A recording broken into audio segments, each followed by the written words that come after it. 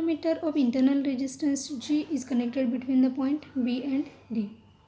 When key K is closed, current I flows through the circuit. It divides into I1 and I2 at point A. I1 is the current flowing through the resistor R and I2 is the current flowing through the resistor S. The I1 gets again divided into at point P. Here current Ig is the current through the galvanometer and the current through Q is I1 minus Ig and the current through R is I1 I2 plus Ig.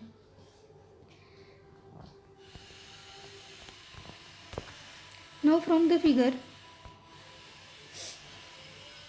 total current I is equal to I1 plus I2.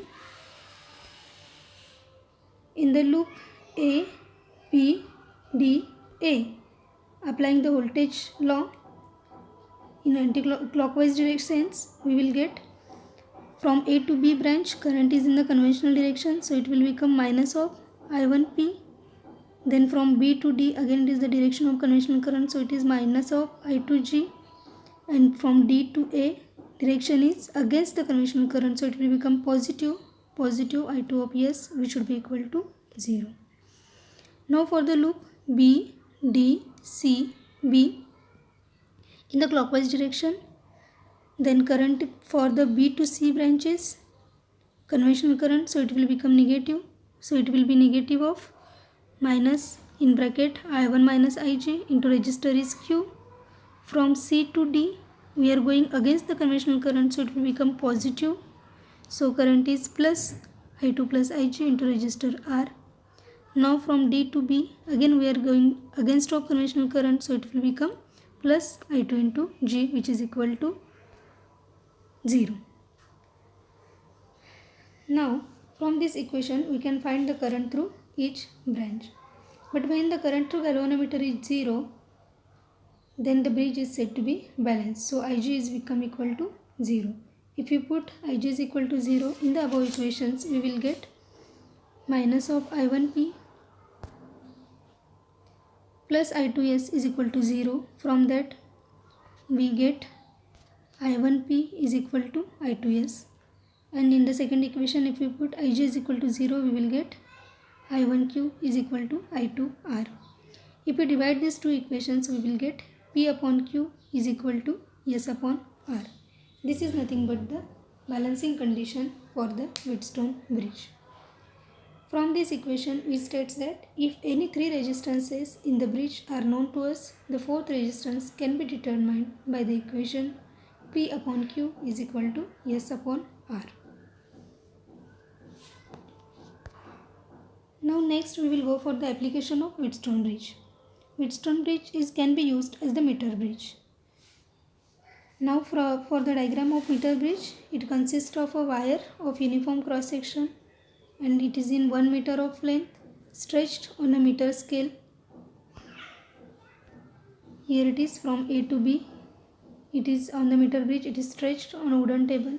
The ends of the wire are fixed below the L-shaped metallic strips. These are the L-shaped metallic strips. A single metallic strips, this one is, separates the two L-shaped strips, leaving the two gaps, that is left gap and this is the right gap.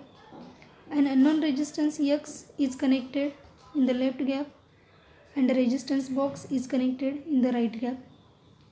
The other terminal of galvanometer is connected to the terminal C on the center strip, while the second terminal of the galvanometer carries the jockey J. Now temporary contact with the wire A to B can be established with the help of this jockey.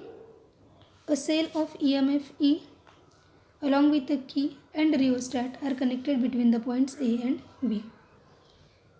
First of all, a suitable resistance R is selected from the resistance box. Now the jockey is brought in contact with the wire AB of various points on the wire AB, and the balance point or null point on the galvanometer is obtained, which is called as the D point. Now the galvanometer shows no deflection when the jockey is at this balance point. Now let the respective lengths measure of this wire between the points A and D and between the point D and C, that are nothing but the Lx, which is at the unknown resistance side, and Lr, which is the resistance box side. Then using the condition for the balance, we will get X upon R, which is nothing but R AD upon R dB, where RAD and RDB are nothing but resistances of the parts A to D and D to B of the wire.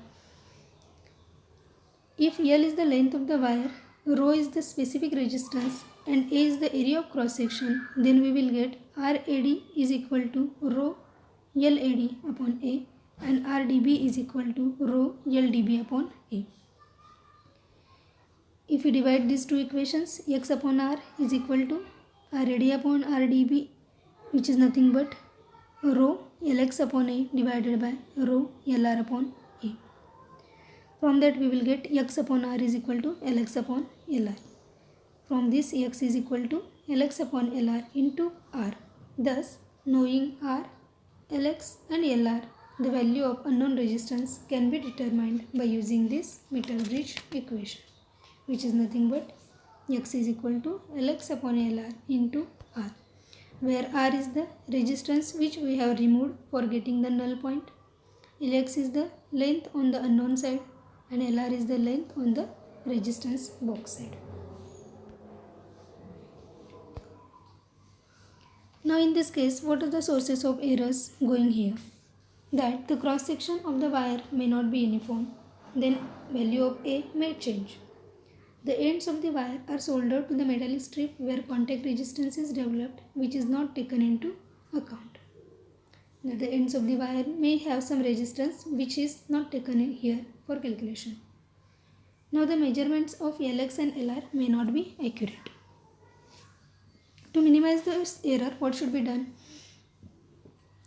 That the value of R is so adjusted that the null point is obtained to the middle 1/3 of the wire, so that percentage error in the measurement of Lx and Lr are minimum and nearly the same. Likewise, the reading should be taken in the middle 1/3 of the wire only. Second case is the experiment is repeated by interchanging the position of unknown resistance X and known resistance box R. Means first of all you should connect the unknown resistance to the left side and known resistance box to R to the right side. For the next case of reading, you must interchange that, and unknown resistance should be kept to the right hand side and known resistance box should be kept to the left hand side. Take the reading once again and take the mean of that. Third point is the jockey should be tapped on the wire and not it should be slided. We use jockey to detect whether there is a current through the central branch. This is possible only by tapping the jockey. If you slide the jockey, it will add some resistance in the wire also. Where it is used? That Wheatstone bridge is used for measuring the value of very low resistance precisely.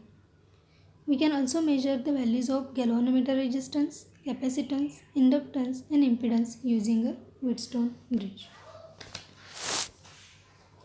Now the next point is potentiometer.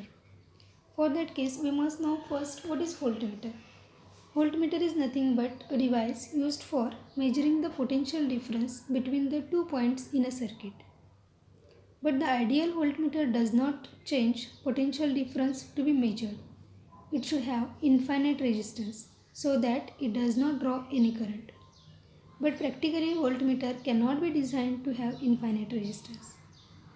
But in case of potentiometer, it does not draw any current from the circuit and it acts as an ideal voltmeter and hence can be used as an accurate measurement of potential difference. So instead of voltmeter, we should go for the potentiometer as it does not draw any current from the circuit. Potentiometer is used for accurate measurement of potential difference and it does not draw any current from the circuit. Now what is the potentiometer principle? That if you see the diagram, the potential difference between 2 points is directly proportional to the length of the wire between them. This is nothing but the potentiometer principle. In the diagram, it consists of a long wire AB of uniform length L and resistance R having uniform cross-section area A.